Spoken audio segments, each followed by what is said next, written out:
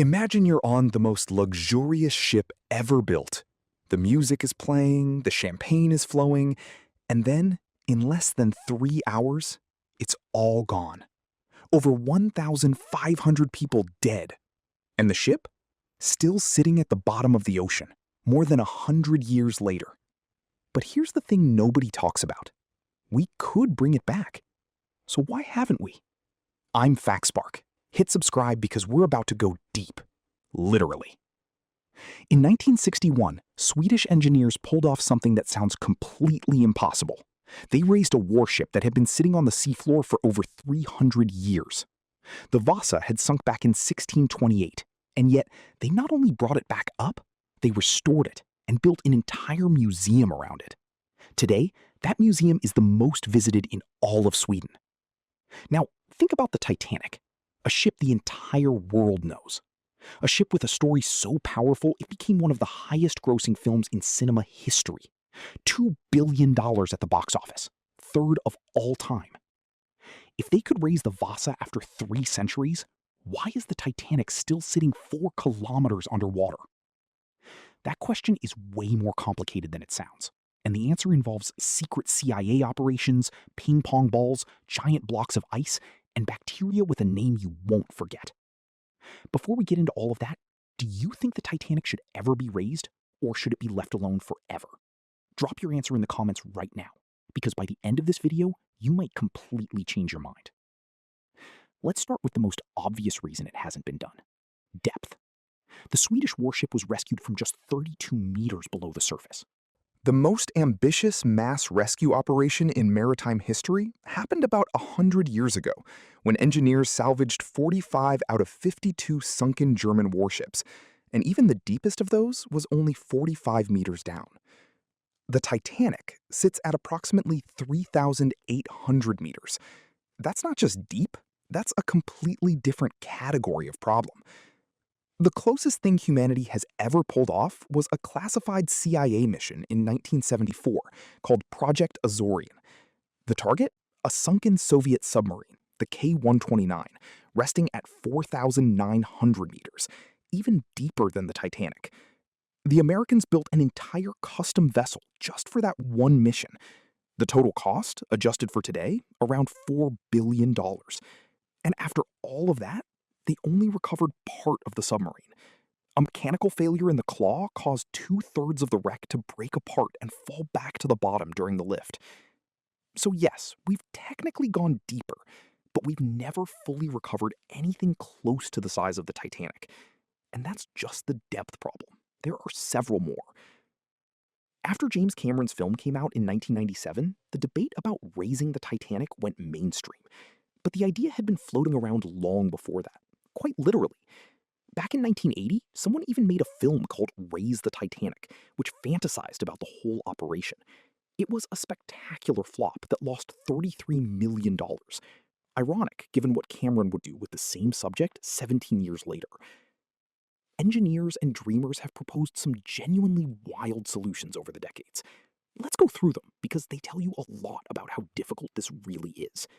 One of the earliest proposals involved filling giant polyester bags with 180,000 tons of petroleum jelly, Vaseline, and packing them inside the hull.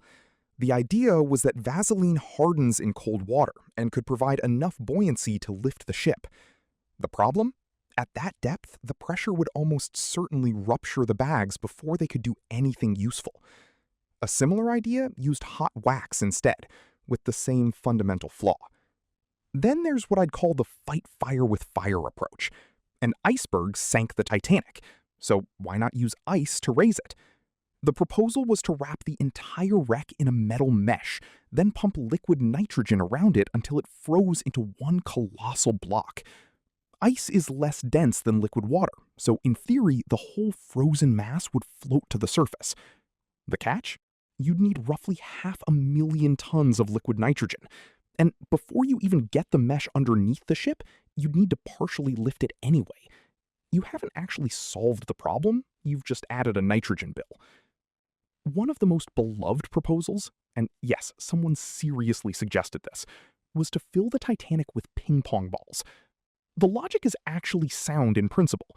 On an episode of Mythbusters, the team successfully raised a smaller sunken boat using 27,000 ping pong balls. Buoyancy works.